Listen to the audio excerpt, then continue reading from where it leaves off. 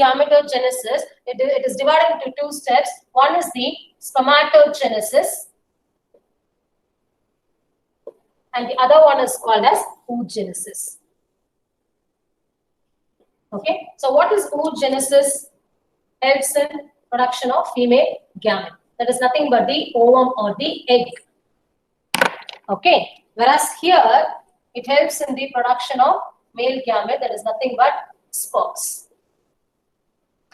Okay, so the formation of sperms, you call it as spermatogenesis, and here you use the term oogenesis. Okay, capital O and small o. Right. Then in detail you have studied about the male reproductive system. Just recollect. Okay, testis. Testis is the primary sex organ. Testis consists of testicular lobules, and inside the lobules what is present? Seminiferous tubule. What is present? Seminiferous tubule. Okay, so what is present inside the seminiferous tubule? What are they? Male germ cell. I hope you remember. There are interstitial spaces, and the cells that are present in the interstitial spaces are called as interstitial cells, or what is the other name given to that? Leydig cells. Leydig cells are involved in the process of formation of hormones, androgen, male sex hormone. I have taught you, is it not? Okay, right? So here, when you talk about here, Sertoli cells are nurse cells. This is being initiated by a hormone that is nothing but what? FSH. Yes, just remember like that. Okay, so follicle stimulating hormone. What are they? Follicle stimulating hormone, and one more hormone I thought you, luteinizing hormone. What are they? They are nothing but gonadotropic hormones. From where it is produced? From the pituitary. Right? So pituitary helps in the production of gonadotropic hormones, or gonadotropin. GnRH, will be coming across the term GnRH. Gonadotropic releasing hormones. Okay, they are nothing but the follicle stimulating hormone and the luteinizing hormone. This FSH, it helps in initiating these Sertoli cells so that it secretes some factors which will be responsible for a process called as spermiogenesis. I'll be teaching you that. What is that? Spermiogenesis. I'll tell you what is that. Cells, they are initiated by, what is that? LH. Remember like the LL. Okay, so what happens? This LH initiates the Leydig cell. What does it do? It produces androgen. It helps in producing the hormone that is nothing but the male sex hormone. Have you understood? Okay, so this is the process what you are going to learn here. Now, what is this spermatogonia? It helps in the production of sperms. How it is going to help in the production of sperm? How the spermatogonia produces sperms? Okay, now this structure, you call that to be spermatogonia. What is this called as? Spermatogonia or male germ cell. Okay, what happens now when this undergoes mitotic division? What is that mitotic division? The same number of chromosomes will be retained. The same number of chromosomes will be retained. So what is the number for this? 2n. It is diploid. So what is the chromosomal number in human? It is 46. Okay, so this is diploid. So when this spermatogonia produces sperm, what will be the number for sperm? It is haploid. It is only 23. Can you understand? Okay. So here, what happens here is when the multiplication division takes place here, the number of cells what is being multiplied, you would have studied equational division. There is no reduction in the number of chromosomes. Okay. Now, after that, this cell, it undergoes maturity. Growth phase occurs. It enlarges in size. Now, the structure, you call it as primary spermatocyte. What do you use the term? Primary spermatocyte. Now, what is the number for primary spermatocyte? Again, it is 2n only. Okay, because it is a mitotic division, right? Okay. Now, next step is this primary spermatocyte, it undergoes division. What is that? First meiotic division. What do you call it as? First meiotic division, and this is nothing but equal they are equally divided. So when it undergoes first meiotic division, what happens here? It divides into two. What are they? They are nothing but, you call it as secondary spermatocyte. Secondary spermatocyte.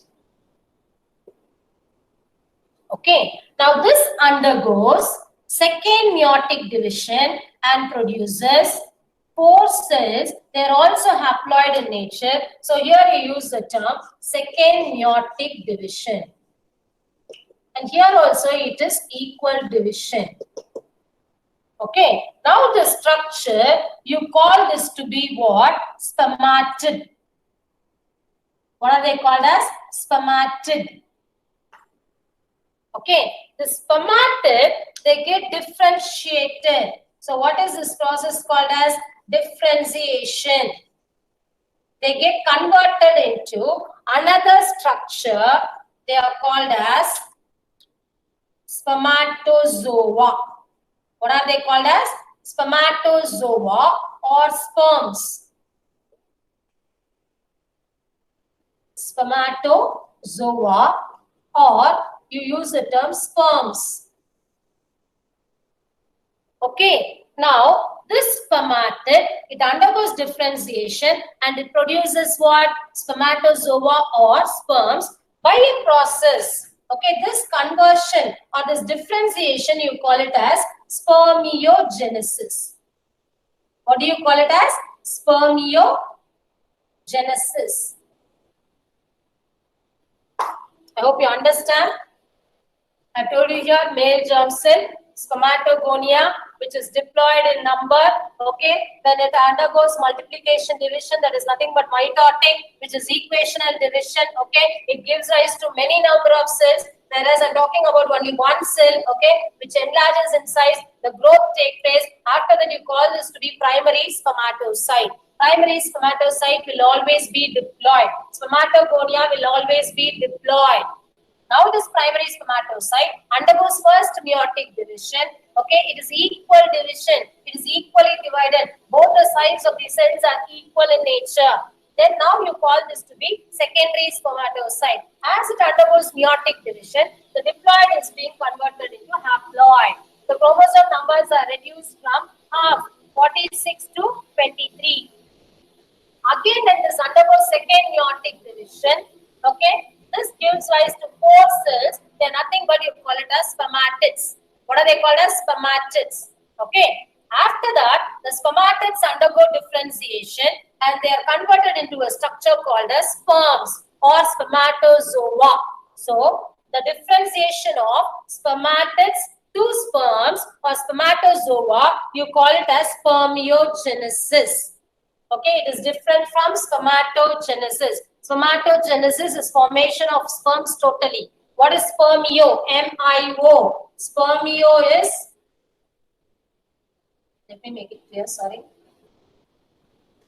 Differentiation of spermatid to spermatozoa. I have used the term here. What is that spermiogenesis? Sertoli cells are initiated by the FSH, follicle stimulating hormone, for the process to take care of this spermiogenesis. Now you have understood, right? So I told you that. So Sertoli cells helps in the involvement of spermiogenesis. Okay. Now, what happens here? This is what I told you. This takes place inside the seminiferous tubules. What is present inside the seminiferous tubule? Spermatogonia and Sertoli cells. Okay. Now that undergo differentiation, and I'll just draw the diagram here. This is nothing but the spermatogonia. This is inside the seminiferous tubules. Seminiferous tubules, what did we learn? What are the 2 cells present in the seminiferous tubules? This male germ cell only, they undergo division and they form all these structure, all these parts. Okay, primary spermatocyte, secondary spermatocyte, spermatid and spermatozoa. Okay, so this is the spermatogonia. It produces what? Primary spermatocyte.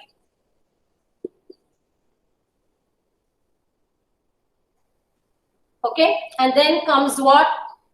Secondary spermatocyte. 2 cells present in the seminiferous tubules. This male germ cell only, they undergo division and they form all these structure, all these parts. Okay, primary spermatocyte, secondary spermatocyte, spermatid and spermatozoa. Okay, so this is the spermatogonia. It produces what? Primary spermatocyte. Okay, and then comes what? Secondary spermatocyte.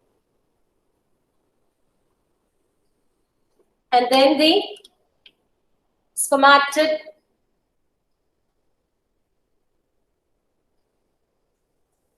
Okay, right? This is nothing but spermatid. And this spermatid, it gives rise to what? Sperms.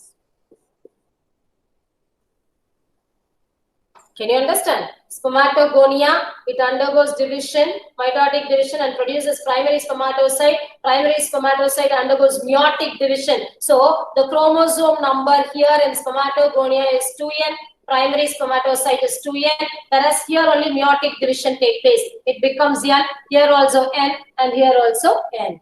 Okay, right? Now what happens? After the sperms are released, what happens after they are produced? They get attached to the cells. They are nothing but these Sertoli cells. What are these called as? Sertoli cells. We have learned what are the two cells present in the seminiferous tubules. One is the male germ cell, that is nothing but called as spermatogonia, and the other one these Sertoli cells. Okay. So after the production of these sperms get attached to the Sertoli cells. These sperms, these are the sperms. They get attached to the Sertoli cells for the nourishment. Okay. After that, the sperms are released from the seminiferous tubules. So, the release of sperms from the seminiferous tubules, you call it as spermiation. What do you call it as? Spermiation. Be clear. These are the divisions, what take place, the whole structure, the whole process, you call it as spermatogenesis. It takes place inside the seminiferous tubules. Spermatogonia, the primary spermatocyte, secondary spermatocyte, spermatid. With the help of spermiogenesis, the spermatids are converted into spermatozoa. Spermiogenesis is different from spermiation. What is spermiogenesis? Be clear. The differentiation of spermatid to sperms, you call it as spermiogenesis, right? Okay. Now, what happens after the formation of sperms? They get attached to these Sertoli cells for the nourishment. After that, they are released from the seminiferous tubules. They come out from the seminiferous tubules. Okay. That process, the releasing of sperms from the seminiferous tubule, you call it as spermiation. What is it called as? Spermiation. Just bring back the structure what you have studied. Testes you have studied, right? Okay. Oval shape. And then what did you learn this? All these testicular tubules. Inside you have the seminiferous tubules. Okay. And then comes the retitestis. I hope you remember this. Retitestis. And from here you have the vasa efferentia and then the epididymis. Right. And then comes the vas deferens. Right. So this is vasa efferentia. This is epididymis. This is retitestis. And this is the vas deferens. So, after the sperms are produced, they are released out from the testis. Okay, here they are the seminiferous tubules, right? They are released from the testis. They move to the where? Retitestis. So, what is the passage? First one, it deals with the retitestis. The sperms are released from the seminiferous tubules, enter into retitestis. From there, where does it move? Vasa efferentia. Pathway. Vasa efferentia. What are they called as? They are called as accessory ducts, I taught you, right? Vasa efferentia. And then you have the epididymis, the blue color structure, what I've drawn there. That is called as what? Epididymis. And then it moves to the vas deferens. Can you connect it? We have learned in the male reproductive system. Okay. So the sperms are produced inside the seminiferous tubules. It comes out. Okay. And then move to the retitestis and then vasa efferentia and then the epididymis. Okay. Epididymis, what did I tell? It is the storehouse of sperms. The sperms are stored for a while in epididymis and then they are released out through the vas deferens. What is this vas deferens? They carry sperms to the urethra along with what? Semen. Seminal plasma is produced by glands. Do you remember? Male glands, bulbourethral gland, prostate gland, seminal vesicle. Sorry, yeah. Then they produce semen or you call it as seminal plasma. Times everything. Okay. So this carries sperms. So you call this vas deferens to be sperm duct. I hope you have understood how the sperms are being released, everything. Okay. Now, when you learn about the structure of sperm, this is a process of spermatogenesis, how the sperms are being formed. Okay. Now, when you learn about the structure of sperm, the structure of sperm, it consists of head, neck, middle piece, and the tail. Okay, this is the head piece. Okay, this is middle piece, and this is the tail, the whole thing.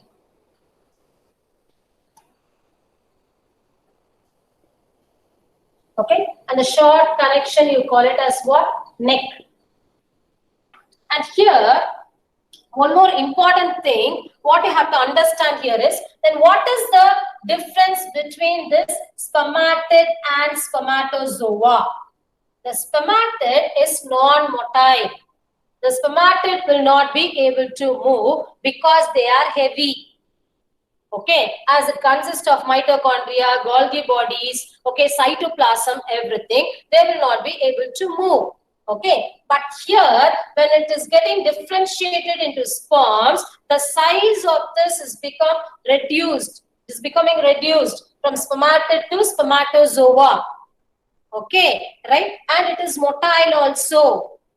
And the Golgi bodies that are present in spermatid, it forms acrosome. What is this acrosome? It is present at the tip of the head. This is nothing but, you call it as what? Acrosome. And here, this structure, 3/4 of this, it consists of nucleus. So this nucleus only, it is haploid in nature. Can you understand? So how this acrosome is formed? The Golgi bodies that are present in the spermatid gets differentiated to form what? Acrosome. Okay, right? And then here I told you spermatid is non-motile because it is heavy, and here it is motile, right? Sperms are motile. And then what happens here? This portion you call it as middle piece, okay? And this junction, here you'll be learning about two centrioles, okay? The one is the proximal centriole.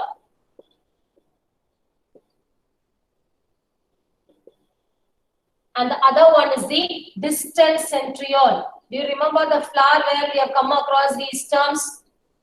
Stamen, when it is attached to the thalamus, the filament is attached to the thalamus part of it, right? I told you the proximal end and the distal end. The same way here, this first one, you call it as proximal centriole, and this one is called as distal centriole. And this distal centriole, it helps in the formation of axial filament, which enters till the end piece, okay? Tail piece. So this is called as the axial filament. And here, there are mitochondria present here, okay, right? So what is the function of this mitochondria? It provides energy for the sperms. It provides energy for the sperms, so that the sperms are motile. The sperms are motile. Can you understand? So what is the function of this mitochondria? It provides energy. That is why mitochondria, you call it as what? Powerhouse of energy. What is present there? ATP, adenosine triphosphate. So you call it as powerhouse. Okay, right? So this is the structure of the sperm. Now what happens here is, I've told you, millions of sperms will be produced. Okay, so here you can just imagine many spermatogonias will be there, will undergo division, and each one will be producing 4 sperms. Okay, so millions of sperms will be produced. So during ejaculation, what happens? It is 2.5 to 5 ml of semen is being ejaculated into the female. Okay, so how many? 2.5 to 5 ml of semen. Okay, or seminal plasma, which provides nourishment for the, or which is the nutritive fluid for the sperms.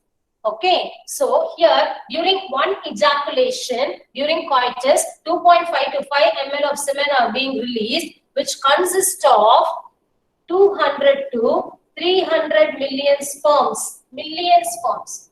Just imagine this 5 ml or 2.5 to 5 ml of solution consists of 200 to 300 million sperms in it. Okay, but when the count, okay, when it goes below 20 million in a male, okay, the sperm count, when it goes below 20 million, I'm talking here about 2.5 to 5 ml of semen consists of 200 to 300 millions. If it goes below 20 million, then the male is said to be infertile. And the sperm count goes below 20 million, then the male is said to be infertile. Okay. If you like this video, share and subscribe my YouTube channel and follow me on Facebook and Instagram. Thank you.